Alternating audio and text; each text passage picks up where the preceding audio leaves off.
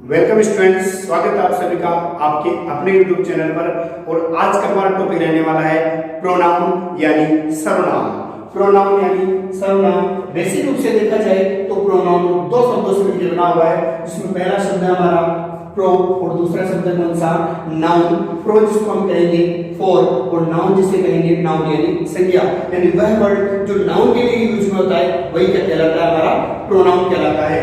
उसी प्रकार देखते हैं इसकी डेफिनेशन क्या बनेगी। तो a word which we use in place of a noun is known as pronoun. वह शब्द वह वर्ड जो किसकी जगह पे, नाउन की जगह पे प्लेस किया जाता हो, नाउन की जगह यूज आता हो, वह सब वर्ड क्या कहलाते हैं, हमारे प्रोनाउन कहलाते हैं। यानी नाउन की जगह पे आने वाले वर्ड क्या कहलाएंगे, प्रोनाउन होंगे। जैसे कहते हैं नाउन के बदले प्रयुक्त होने वाले शब्द क्या कहलाएंगे, प्रोनाउन कहलाते हैं। उसी प्रकार हम देखते हैं कि हम प्रोनाउन का प्रयोग नाउन के रिपीटेशन को अवॉइड करने के लिए करते हैं। कि हमारे माइंड में एक क्वेश्चन आता है कि हम नाउन जब है हमारे पास तो हम प्रोनाउन का यूज क्यों करते हैं। तो नाउन की रिपीटेशन को रोकने के लिए, बार बार ये पुनरावृत्ति जो नाउन की होती है उसको रोकने के लिए या उसको अवॉइड करने के लिए हम किसका यूज करते हैं, प्रोनाउन का यूज करते हैं। इसके बाद हम देखते हैं कि noun and pronoun, noun and pronoun के मध्य क्या नंबर एंड जेंडर का क्या होता है, एग्रीमेंट होता है कि नंबर और जेंडर के अकॉर्डिंग हम नाउन और प्रोनाउन का यूज, नाउन के अकॉर्डिंग हम प्रोनाउन का यूज करते हैं। फॉर एग्जांपल जैसे राम है, राम के लिए हम क्या लगाएंगे, अगर एक पर्सन है तो हम क्या लगाएंगे, ही लगाएंगे। और सीता के लिए लगाएंगे हम सी का यूज करते हैं। लेकिन अगर मिक्स में आते हैं, यानी अगर बॉयज हो जाते हैं तो बॉयज के लिए हम दे लगाएंगे, अगर गर्ल्स हो जाते हैं तो भी हम क्या यूज करेंगे, दे ही का यूज करेंगे।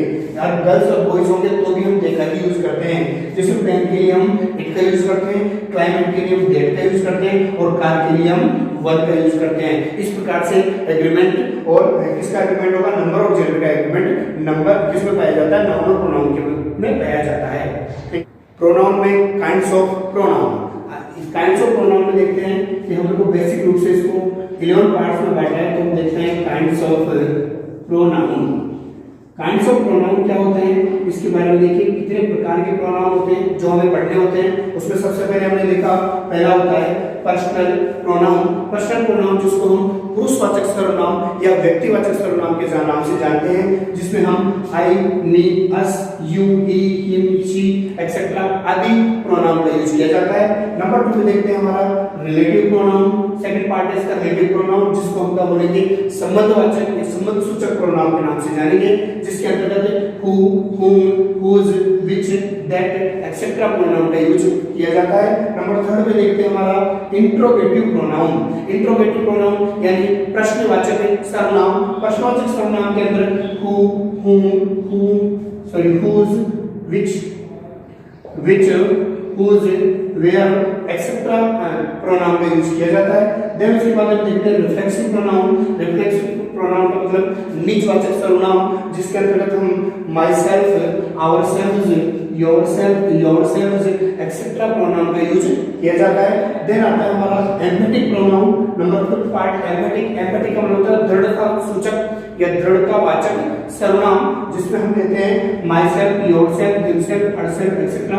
इन दोनों में एक मेजर सा अंतर है, उसके बारे में हम डिस्कस नेक्स्ट पार्ट में करेंगे। उसके बाद हमने देखा नंबर 6 पर आता है हमारा डेमोन्स्ट्रेटिव प्रोनाउन, जिसको संकेतवाचक सर्वनाम के नाम से जानते हैं। संकेतवाचक सर्वनाम में हम जिन प्रोनाउन का यूज करते हैं उनमें दिस, दैट, दिस और दोज सर्वनाम यूज होते हैं। देन उसके बाद हमारा नंबर 7 पार्ट हमने किया इसका नाम है रेसिप्रोकल प्रोनाउन। रेसिप्रोकल प्रोनाउन जिसको परस्पर सूचक सर्वनाम के नाम से जाना जाता है, जिसमें ईच अदर और वन अनदर का यूज हम करते हैं।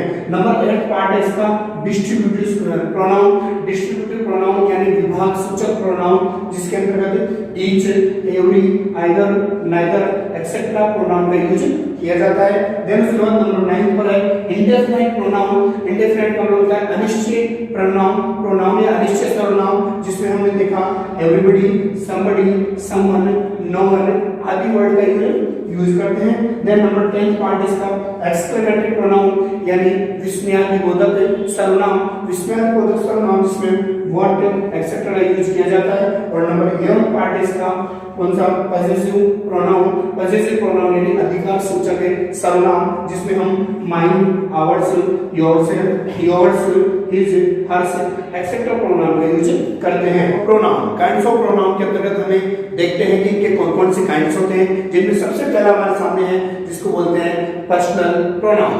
पर्सनल प्रोनाउन जिसको हम कहते हैं व्यक्तिवाचक सर्वनाम। व्यक्तिवाचक सर्वनाम पढ़ने के लिए हमें एक टेबल है, उसको हमारे दिमाग में सेट करनी है। वो किस तरह से देखो, देखिए कि पर्सनल प्रोनाउन जिसके हमने सबसे पहले हमने पार्ट किया पर्सन, तो कितने पर्सन होते हैं, तो फर्स्ट पर्सन, सेकंड पर्सन और थर्ड पर्सन। कितने पर्सन में बटा हुआ है, 3 पर्सन में बटा हुआ है, फर्स्ट पर्सन, सेकंड पर्सन और थर्ड पर्सन। और तीनों पर्सन में देखा, फर्स्ट पर्सन में क्या आएगा, आई एंड वी। फर्स्ट पर्सन में आई और वी। आई का ऑब्जेक्टिव यानी सब्जेक्टिव केस है, ये ऑब्जेक्टिव केस में क्या होगा, मी, यानी आई का ऑब्जेक्ट क्या होगा, मी। पजेसिव ऑब्जेक्टिव क्या कहलाएगा, माई। पजेसिव प्रोनाउन क्या कहलाएगा, माइन। और रिफ्लेक्सिव प्रोनाउन क्या कहलाएगा, माई सेल्फ। इस प्रकार से हमें इस टेबल को पूरा याद रखना है। उसी प्रकार आपका फर्स्ट पर्सन में सेकंड है यानी प्लूरल पार्ट है, ये आपका सिंगुलर पार्ट है और ये आपका कौन सा, प्लूरल है इसका। इस प्लूरल में क्या आएगा, वी। वी का ऑब्जेक्टिव केस क्या होगा, अस होगा।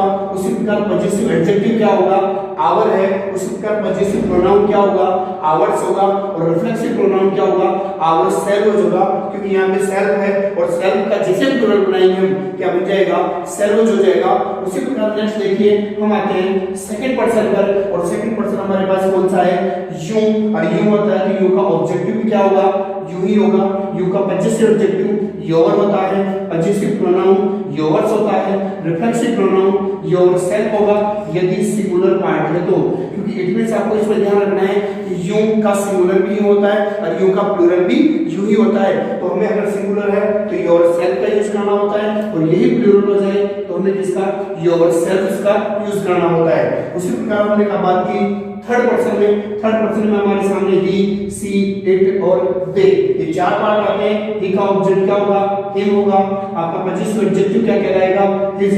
पजेसिव प्रोनाउन क्या कहलाएगा, हिज। और उसी प्रकार आपका रिफ्लेक्सिव प्रोनाउन क्या कहलाएगा, हिमसेल्फ। सेम उसी प्रकार हम बात करते हैं इसकी सी की। सी का ऑब्जेक्ट होगा हर, पजेसिव एडजेक्टिव हर और पजेसिव प्रोनाउन हर्स और रिफ्लेक्सिव कौन होगा, हरसेल्फ। इट है, इट का ऑब्जेक्ट इट। इट्स क्या होगा, इसका पजेसिव एडजेक्टिव और इसका पजेसिव प्रोनाउन नहीं होता है। उसी प्रकार इसका रिफ्लेक्सिव प्रोनाउन क्या होगा, इटसेल्फ है। देन इसके बाद में बात की दे की। दे का ऑब्जेक्ट कौन क्या होगा, देम होगा। दे का पजेसिव एडजेक्टिव क्या होगा, देयर होगा। पजेसिव प्रोनाउन क्या कहलाएगा, देयर्स होगा। और रिफ्लेक्सिव प्रोनाउन क्या होगा, देमसेल्व्स होगा। इस प्रकार से हमारे क्या पूरे होते हैं, हमारे फर्स्ट पर्सन, सेकंड पर्सन और थर्ड पर्सन के subjective, objective, adjectives, pronouns and reflexive pronouns complete होते हैं। इस प्रकार से इस टेबल को हमारे माइंड में सेट करनी होती है। उसी प्रकार से हम देखते हैं कि फर्स्ट पर्सन, सेकंड पर्सन और थर्ड पर्सन में क्या चेंजेस होते हैं। तो फर्स्ट पर्सन वो होता है, हमें पता है कि फर्स्ट पर्सन में क्या आता है, आई और वी। आई क्या होगा, सिंगुलर होगा और वी क्या होगा, प्लूरल होगा।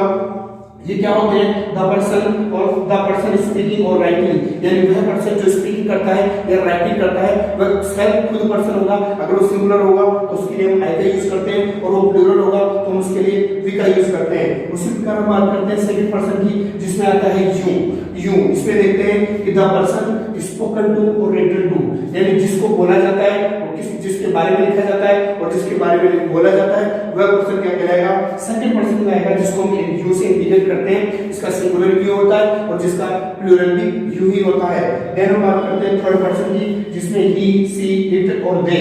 ही, सी, इट और दे का यूज करते हैं। इसमें देखते हैं कि द पर्सन और थिंग स्पोकन और रिटन अबाउट इट, यानी जिस पर्सन के बारे में स्पोकन किया जाता है या रिटन किया जाता है वह कौन होगा, थर्ड पर्सन होगा। यानी इसका मतलब है फर्स्ट पर्सन कहने वाला, सेकंड पर्सन सामने सुनने वाला और थर्ड पर्सन होगा कि जिसके बारे में बातें की जा रही है। और इसके अंदर कौन कौन से आते हैं, ही, सी, इट और दे। कि कुछ रूल्स आपके सामने बोर्ड पे हैं।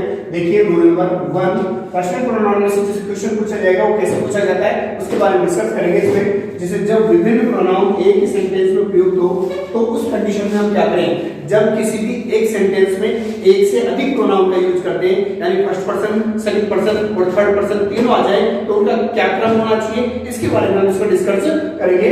जैसे फॉर एग्जांपल इसमें क्या करना होता है, जैसे एक एग्जांपल दिया हुआ है यू, ही एंड आई। तो देखिए यू आपका सेकंड पर्सन है, ही आपका थर्ड पर्सन है, आई आपका फर्स्ट पर्सन है। उसी प्रकार से आई आपका first person, you second person और ही आपका कौन सा, थर्ड पर्सन है। तो कैसे यूज करेंगे, इसमें आपको ध्यान रखना है कि यदि कोई बुरी बात का आभास हो, यदि कोई बुरी बात का आभास हो रहा हो, इसका मतलब है कि हमें 2, 3 और 1, आपको 2, 3 और रूल्स याद रखना है कि सबसे पहले सेकंड पर्सन आएगा, उसके बाद में थर्ड पर्सन आएगा और उसके बाद में फर्स्ट पर्सन आएगा।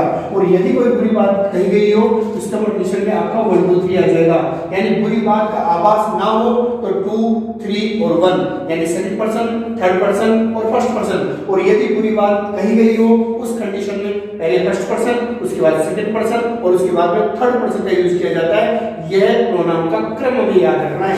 जैसे फॉर एग्जांपल हमने कहा you, he and I shell study for the exam. ये क्या होगा, गुड सेंस में यूज हुआ है इसका यूज गुड सेंस में हुआ है, तो गुड सेंस में यूज हुआ है, इसका मतलब हुआ कि आपका क्रम क्या बनेगा, आपका क्रम बनेगा 2, 3 एंड 1, यानी आपका 2, यू, 3 और 1, यानी 2, 3, 1 आपका इस क्रम में सेंटेंस बना जाएगा।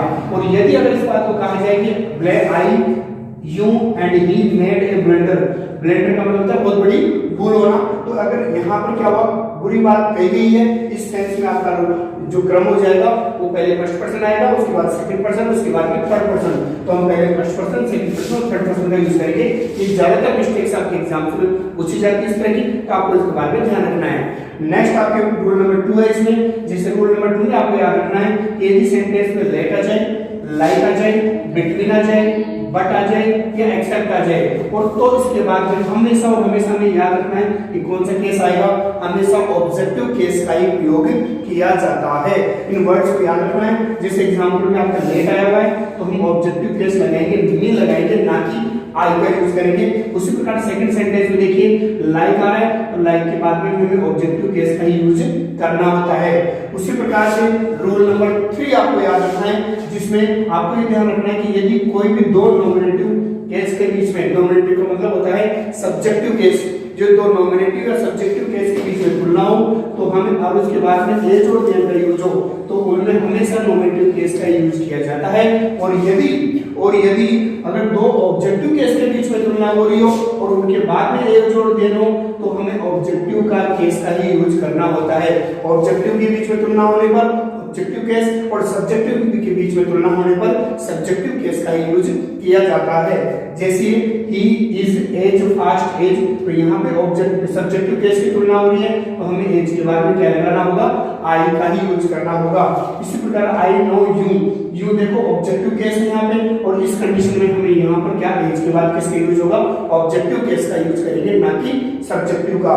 और रूल नंबर 4 हमारा ये कहता है कि इट के बाद में यदि कोई भी बी फॉर्म हो, इट के बाद में यदि कोई भी बी फॉर्म हो, बी फॉर्म से मतलब है यदि इज, एम, आर, वाज और वर, इनमें से अगर कोई फॉर्म आ जाती है और पहले उसके पहले इट आ जाता है तो हमें हमेशा नॉमिनेटिव केस का यूज करना होता है। जैसे देखिए, जैसे इट आ गया और इनके बाद में क्या आने वाला, क्या है आपके इज आ गया, तो जैसे आपकी बी फॉर्म आई इट के बाद में तो हमें क्या लगाना है, नॉमिनेटिव केस लगाना है। नॉमिनेटिव केस में कौन आएगा, आपका आई का यूज किया जाएगा। इस प्रकार से आपको ये रूल्स ध्यान रखने हैं। Thank you.